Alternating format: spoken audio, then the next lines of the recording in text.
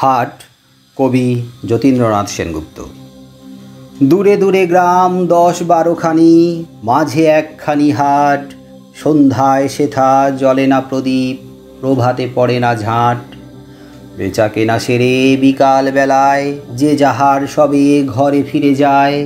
বকের পাখায় আলোক লুকায় ছাড়িয়া পুবের মাঠ। দূরে দূরে গ্রামে জ্বলে ওঠে দ্বীপ, আঁধারেতে থাকে হাট। নিশা নামে দূরে শ্রেণীহারা একা, ক্লান্ত কাকের পাখে। নদীর বাতাস ছাড়ে প্রশ্বাস, পার্শ্বে পাকুর শাখে। হাটের দোচালা মুদিল নয়ান, কারো তরে তার নাই আহ্বান। বাজে বায়ু আসি বিদ্রুপ বাঁশি, জীর্ণ বাঁশের ফাঁকে। নির্জন হাটে রাত্রি নামিল একক কাকের ডাকে। দিবসেতে সেথা কত কোলাহল, চেনা অচেনার ভিড়ে। কত না ছিন্ন চরণ চিহ্ন ছড়ানো সে ঠাঁই ঘিরে। মাল চেনাচিনি দর জানাজানি, কানাকড়ি নিয়ে কত টানাটানি। হানাহানি করে কেউ নিল ভরে, কেউ গেল খালি ফিরে। দিবসে থাকে না কথার অন্ত, চেনা অচেনার ভিড়ে। কতকে আসিল কত বা আসিছে, কত না আসিবে হেথা। ওপারের লোক নামালে পসরা, ছুটে পারের ক্রেতা। শিশির বিমল প্রভাতের ফল, শত হাতে সহি পরখের ছল। বিকাল বেলায় বিকায় হেলায় সহিয়া নীরব ব্যথা। হিসাব নাহিরে এলো আর গেল কত ক্রেতা বিক্রেতা। নতুন করিয়া বসা আর ভাঙা পুরনো হাটের মেলা। দিবস রাত্রি নতুন যাত্রী, নিত্য নাটের খেলা।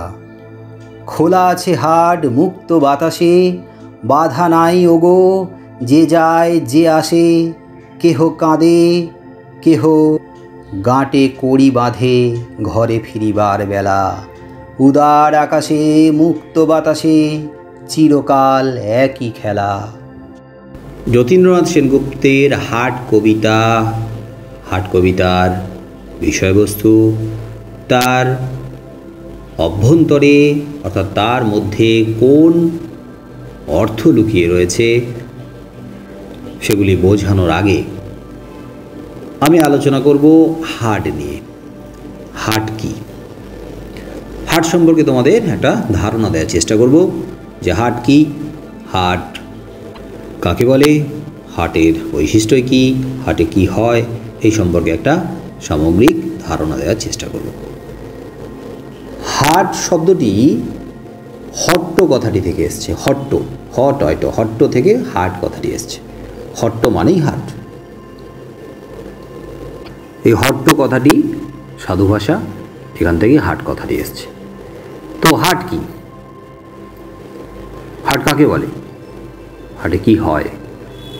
না, দৈনন্দিন চাহিদা মেটানোর জন্য, দৈনন্দিন চাহিদা প্রতিদিনের, তো দৈনন্দিন চাহিদা মেটানোর জন্য প্রয়োজনীয় দ্রব্যাদি, প্রয়োজনীয় দ্রব্য ইত্যাদি, আমাদের যেগুলো প্রয়োজনীয়, আমাদের যেগুলো দরকার, সেই সমস্ত দ্রব্যাদি ক্রয় বিক্রয়ের উদ্দেশ্যে মানুষজন অর্থাৎ ক্রেতা বিক্রেতা, যারা ক্রয় করেন মানে কেনেন, কেনাকাটা করেন, তারা হলেন ক্রেতা। আর বিক্রেতা মানে যারা বিক্রি করেন। তাহলে ক্রেতা বিক্রেতারা একটি নির্দিষ্ট দিনে কিছু সময়ের জন্য একটি নির্দিষ্ট স্থানে উপস্থিত হয়ে কেনা বেচা করে, তাকে হাট বলে। তার মানে হাটে মানুষজনের দৈনন্দিন অর্থাৎ প্রতিদিনের চাহিদা পূরণ হয়। প্রতিদিনের চাহিদা, দৈনন্দিন জীবনের যে চাহিদা, যে প্রয়োজন বা দরকারগুলো কিন্তু মেটে। আবার হাটের জন্য একটা নির্দিষ্ট স্থান বা জায়গা আগে থেকে ঠিক করা থাকে। তার মানে যেখানে সেখানে কিন্তু হাট বসে যায় না। একটা নির্দিষ্ট জায়গা থাকে যেখানে কিন্তু হাট বসে, সেই জায়গাটা আগে থেকে ঠিক করা থাকে আর সেখানেই হাট বসে। এরকম অনেক জায়গা আছে যেখানে বহু বছর ধরে এরকমভাবে হাট বসছে এবং চলে আসছে। আর সেই জায়গাতেই বহুদিন ধরে চলতে থাকে কেনাবেচা। হাটে বহু মানুষের সমাগম হয়, মানে উপস্থিতি হয়, বহু মানুষ জড়ো হয় এসে, কেউ বিক্রি করতে আসে আর কেউ কিনতে আসে। তার মানে শুধুই কি হাটে কেনাবেচা করতে আসে? না না, অনেকে আবার ঘুরতে আসে, দেখতে আসে, বেড়াতে আসে, হতেই পারে।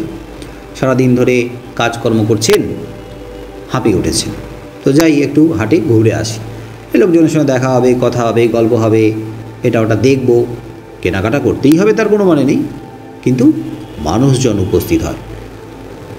বেশিরভাগেরই উদ্দেশ্য কেউ বিক্রি করবে আর কেউ কিনবে, কিন্তু অন্যান্য কারণেও আসে।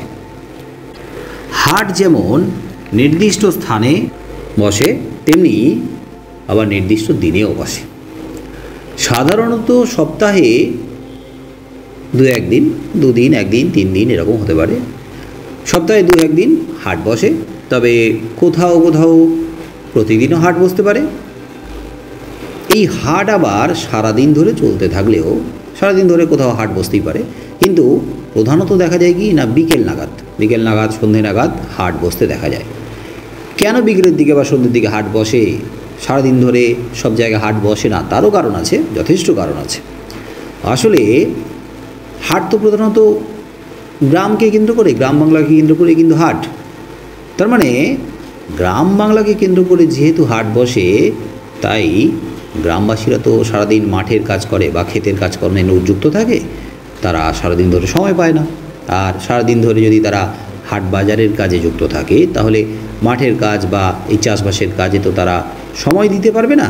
তাই সারাদিন ধরে যেহেতু যুক্ত থাকে, তাই তারা বিকেল নাগাদ বা সন্ধ্যের দিকে যখন একটু অবসর পায়, তখন তারা এই হাটে উপস্থিত হয়। তার মানে সারাদিন, প্রায় সকাল থেকে বিকেল পর্যন্ত সারাদিন সেইভাবে তারা সময় পায় না, আর তার জন্যই সারাদিনের পরে বিকেলবেলা বা সন্ধ্যের দিকে তারা হাটে এসে উপস্থিত হয়। সেক্ষেত্রে ক্রেতারা আসবেন কেনাকাটা করার জন্য, আর বিক্রেতারা আসবেন বিক্রি করার জন্য। তাই সাধারণত বিকেলে বা দিনের শেষে হাটগুলি জমে ওঠে, মানুষজন কেনাবেচায় ব্যস্ত হয়ে যায়। হাট সাধারণত কিন্তু অস্থায়ী হয়, অস্থায়ী মানে এক জায়গায় স্থায়ী নয়, অস্থায়ী।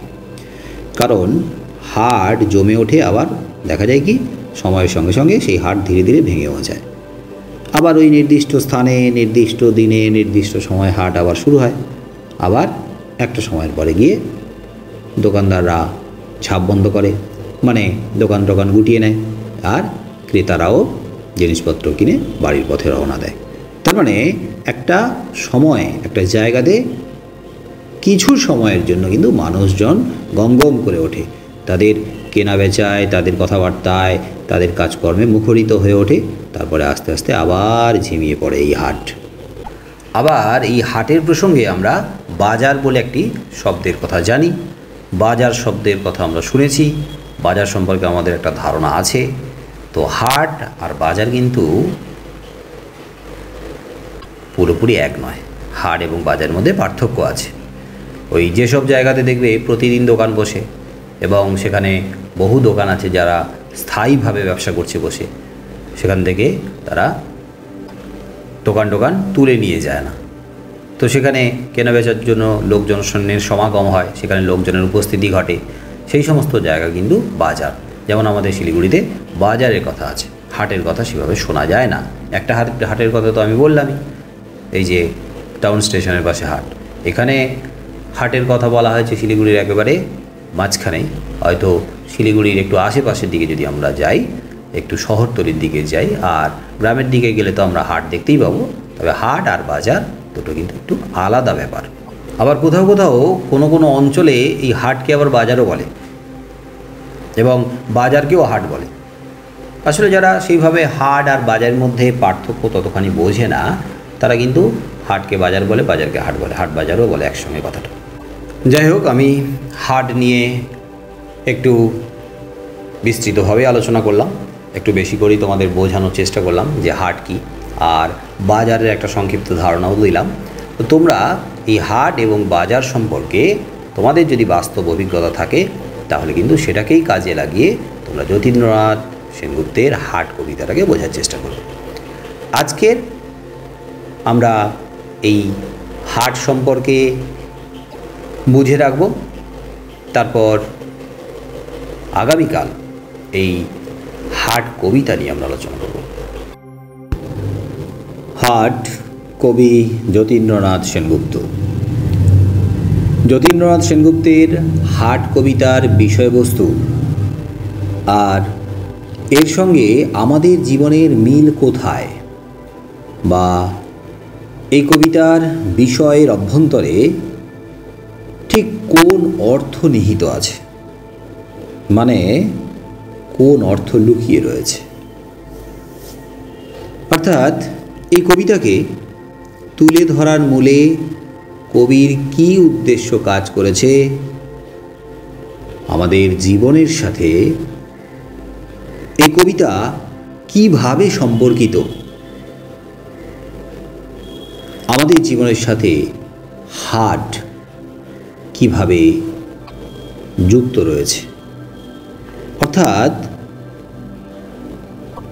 হাটের উপর আমরা কতখানি নির্ভরশীল, এগুলো আমাদের জানতে হবে। এই কথাগুলোকে আমাদের বুঝতে হবে, এই কথাগুলোর উত্তর আমাদের খুঁজে দেখতে হবে। আর যদি এসবের উত্তর তোমরা খুঁজে পাও, তাহলেই হাট কবিতা তোমাদের কাছে ভালো লাগা শুরু হবে, হাট কবিতা তোমাদের কাছে ভালো লাগবে। আর যদি এমন কোনো হাট সম্পর্কে তোমাদের বাস্তব অভিজ্ঞতা থাকে, তার মানে কখনো কোথাও যদি তোমরা নিজের চোখে এমন হাট দেখে থাকো, বা নিজে সেখানে সশরীরে উপস্থিত থেকে কেনাবেচার মধ্যে কোনো কিছুতে ইতিপূর্বে অংশ নিয়ে থাকো, তাহলে হাট কবিতার মর্ম তোমরা সবচেয়ে ভালোভাবে উপলব্ধি করতে পারবে। তবে তার আগে তোমাদের যেটা জানা দরকার সেটা হলো হাট কি। হাট সম্পর্কে এখন জানতে হবে। হাট কি, হাট কাকে বলে, হাটের বৈশিষ্ট্যই বা কী, হাটে কি হয়। তাহলে হাট সম্পর্কে যদি একটা ধারণা থাকে, তাহলে কিন্তু তোমরা কবিতাটা খুব ভালোভাবে বুঝতে পারবে। হাট সম্পর্কে ধারণা না থাকলে কবি যতীন্দ্রনাথ সেনগুপ্তের এই হাট কবিতার যে বিষয়বস্তু আর এর যে আসল মর্মবস্তু, এই কবিতার যে ভাববস্তু, তা কিন্তু তোমরা খুঁজে পাবে না। আর তাহলে তোমাদের কাছে কবিতাটা একঘেয়েমি একটা কবিতা হয়ে উঠবে। তোমাদের কাছে মনে হবে যে এই হাট কবিতা পড়ার কোনো মানেই হয় না, কেনই বা পড়ব, কিসের জন্য পড়ব, শুধু আমাদের বইতে আছে তাই পড়ব না। আমি চাই তোমরা যা পড়বে তার মানে বুঝে পড়ার চেষ্টা করবে, আর প্রতিটা বিষয়কে জীবনের সাথে, তোমাদের জীবনের সাথে, নিজেদের জীবনের সাথে মেলানোর চেষ্টা করবে। নিজেদের জীবনে এই পাঠ্য বিষয়গুলোকে প্রয়োগ করার চেষ্টা করবে, এগুলোকে ব্যবহার করার চেষ্টা করবে। আর তাহলেই যে কোনো বিষয় তোমাদের কাছে মজার হয়ে উঠবে, আনন্দের হয়ে উঠবে, সত্যি ভালো লাগবে। সেই বিষয় কখনো কিন্তু তোমাদের কাছে ভারী বা কঠিন বোঝা হয়ে মনে হবে না। এই কবিতাকে বুঝতে গেলে সবার আগে কিন্তু তোমাদের দরকার হাট কবিতাটা মুখস্থ করা।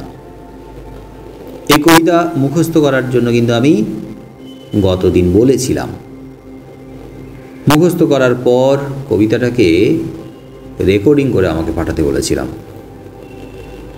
খুব সুন্দরভাবে বারবার পড়ে উচ্চারণ পরিষ্কার করে, কোথাও যেন জড়িয়ে না যায়, কোথাও যেন হোঁচট না খাও।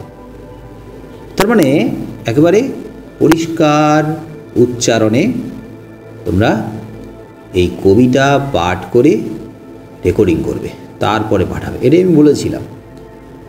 তো যাদের মুখস্থ হয়নি তারা তো মুখস্থ করবেই, মুখস্থ করতে থাকো, তারপরে খুব সুন্দর করে চেষ্টা করো এটাকে রেকর্ডিং করে পাঠানোর।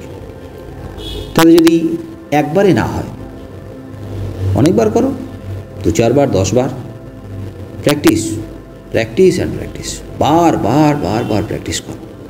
দেখো তারপরে খুব সুন্দরভাবে তোমরা কিন্তু এটা আবৃত্তি করতে পারবে। দরকার হলে এই কবিতার যে আবৃত্তি, এই কবিতার যে পাঠ, সেটা তো আমি তোমাদেরকে পাঠিয়ে দিয়েছি, তোমরা কিন্তু সেটা শুনে শুনে উচ্চারণ করো, তাহলে তোমাদের উচ্চারণের জড়তাটা কেটে যাবে। আমাদের যে কোনো বিষয় পড়ার জন্য, বোঝার জন্য সবার আগে কী দরকার? পরিষ্কার করে উচ্চারণ। উচ্চারণই যদি ঠিকঠাক না আসে তাহলে আমরা বাংলা বুঝবো কী করে, সাহিত্য বুঝবো কী করে, কবিতা বুঝবো কী করে, গল্প বুঝবো কী করে? তাহলে উচ্চারণটাকে বারবার করতে হবে। হ্যাঁ, 1-2 বারে নাও হতে পারে সবার, কিন্তু সেটার জন্য বারবার চেষ্টা করো। তাহলে সবার আগে বললাম যে হাট কবিতাটাকে মুখস্থ করতে হবে, তারপর সুন্দর করে কবিতাটিকে আবৃত্তি করার জন্য চর্চা করতে হবে। এগুলো তোমরা করতে থাকো। তারপরে তোমাদের হাট সম্পর্কে একটা ধারণা তৈরি করতে হবে। আর হাটের অভিজ্ঞতা যদি তোমাদের কখনো হয়ে থাকে তাহলে তো কথাই নেই। হাটে যদি কেউ এর আগে কোনো দিন গিয়ে থাকো, হাট সম্পর্কে একটা তাহলে প্রত্যক্ষ যে অভিজ্ঞতা, যে ধারণা, সেটা তোমাদের থাকবে। আর না হলে কোনো ব্যাপারই না। পরে যদি কোনো দিন কখনো তোমরা সুযোগ পাও তাহলে হাটে গিয়ে হাট সম্পর্কে একটা বাস্তব ধারণা নেওয়ার চেষ্টা করবে। শিলিগুড়িতে হাট বসে তোমরা জানো।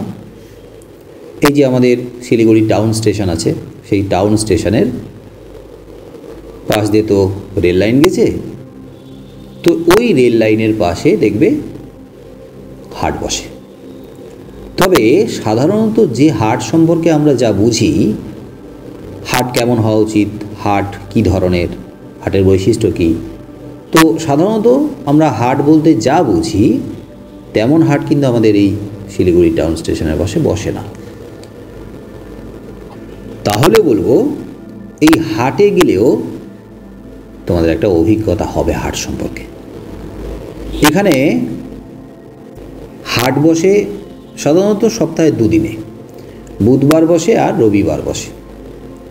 তোমরা বাড়ির বড়দের কাছ থেকে শুনে নাও, ওনারা তো জানেনই, জিজ্ঞেস করবে যে শিলিগুড়ি টাউন স্টেশনের পাশে যে হাট বসে কী কী বারে বসে। আমার যেটা জানা আছে বললাম যে বুধবার আর রবিবারে হাট বসে। তো তোমরা যারা হাট দেখোনি এখনো পর্যন্ত, তারা সময় সুযোগ করে একবার হাটে গিয়ে ঘুরে আসবে।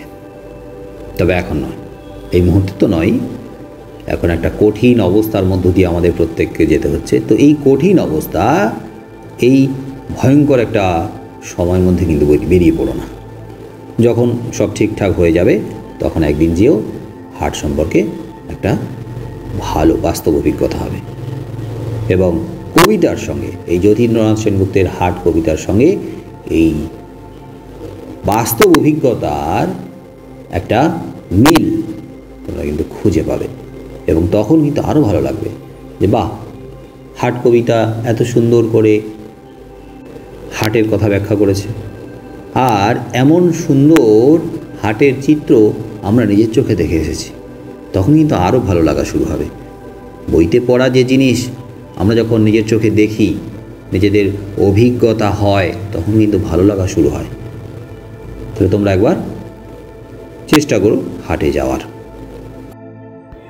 হাট কবি যতীন্দ্রনাথ সেনগুপ্ত। এখন আমরা হাট কবিতার লাইন ধরে ব্যাখ্যা আলোচনা করব।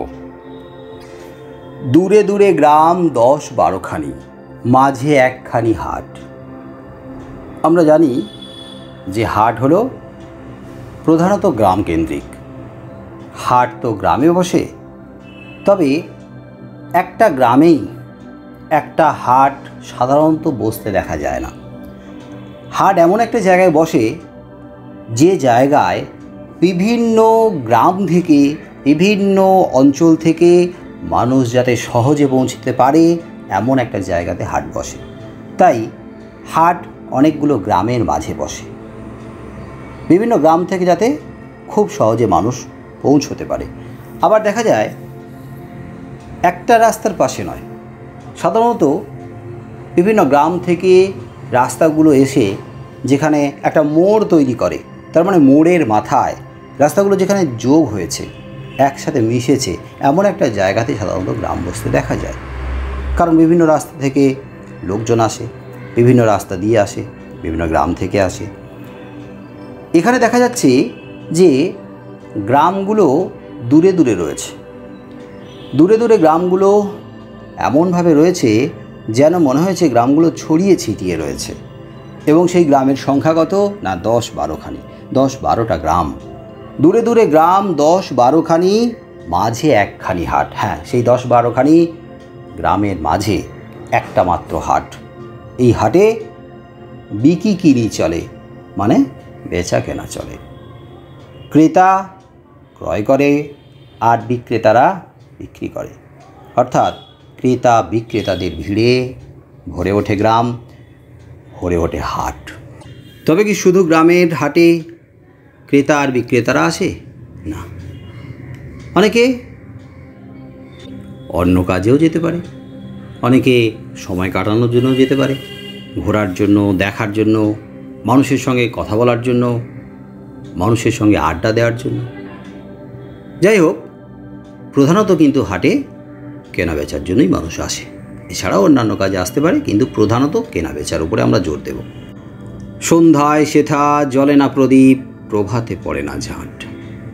আমরা গৃহস্থরা সকাল সন্ধ্যা বাড়িঘর ঝাঁট দিই, আমরা সন্ধ্যা দ্বীপ দিই, সন্ধ্যাবাতি, ধূপ জ্বালি, প্রদীপ জ্বালি। আবার গ্রামের দিকে সকাল সন্ধে তাদের বারান্দা, তাদের বাড়ির উঠোন তারা ঝাঁট দেয়, পরিষ্কার পরিচ্ছন্ন করে। আবার সন্ধ্যের সময় প্রদীপ জ্বালায় তুলসী মঞ্চে। তার মানে সকাল সন্ধ্যা পরিষ্কার পরিচ্ছন্ন রাখে তারা তাদের উঠোন, পরিষ্কার পরিচ্ছন্ন রাখে তাদের তুলসী মঞ্চ, আর সন্ধ্যের সময় তারা প্রদীপ জ্বালায় এবং ভগবানের কাছে প্রার্থনা করে, ঈশ্বরের কাছে প্রার্থনা করে তারা যাতে তাদের পরিবারকে সুখে রাখতে পারে, পরিবারের মঙ্গল হয়, পরিবারের উন্নতি হয়, পরিবারের সবাই ভালো থাকে। তার মানে এই যে প্রার্থনা, এই যে কামনা গৃহস্থরা বাড়িতে করে, বাড়ির উঠোনে তুলসী মঞ্চের সামনে করে। কিন্তু হাটে কেউ সকালবেলায় ঝাঁট দেয় না, পরিষ্কার পরিচ্ছন্ন করে না। আবার সন্ধ্যের সময় কেউ প্রদীপ জ্বালিয়ে প্রার্থনা করে না, কামনা করে না সমৃদ্ধির, মঙ্গলের, সুখের। বেচা কেনা সেরে সকাল সকাল তারা ঘরে ফিরে যায়।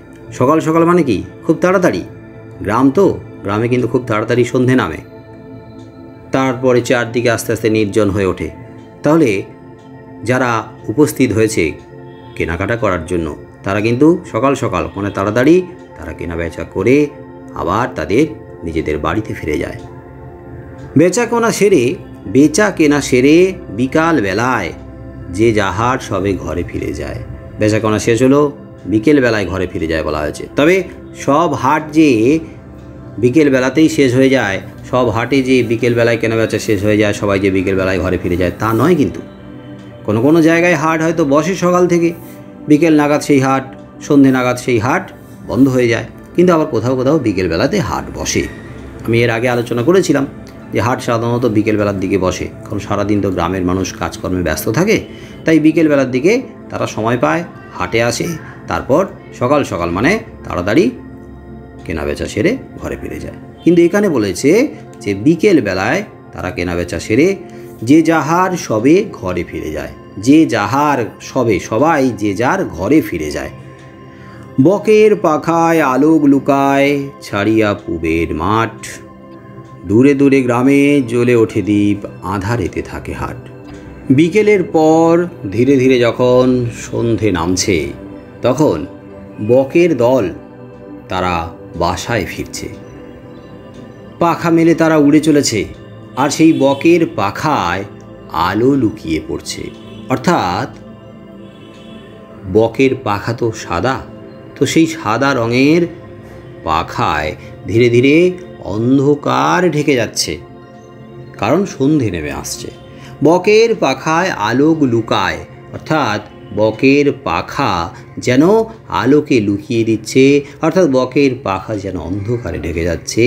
ছাড়িয়া পূবের মাঠ, অর্থাৎ পূব দিকের মাঠ ছেড়ে উড়ে যাচ্ছে যে বকের দল, ধীরে ধীরে পূবের মাঠ ছেড়ে উড়ে যাচ্ছে বকেরা।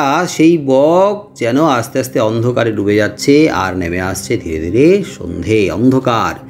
আর সেই অন্ধকার যখনই নেমে আসছে, দূরে দূরে গ্রামে জ্বলে ওঠে দ্বীপ। দূরে দূরে গ্রামগুলোতে আলো জ্বলে উঠছে, দ্বীপ জ্বলে উঠছে। কিন্তু এই হাটে কেউ দ্বীপ বা আলো জ্বালাচ্ছে না, তাই আঁধারেতে থাকে হাট। হাট আঁধারের মধ্যে ডুবে থাকে, আঁধারের মধ্যে মানে অন্ধকারের মধ্যে ডুবে যায়।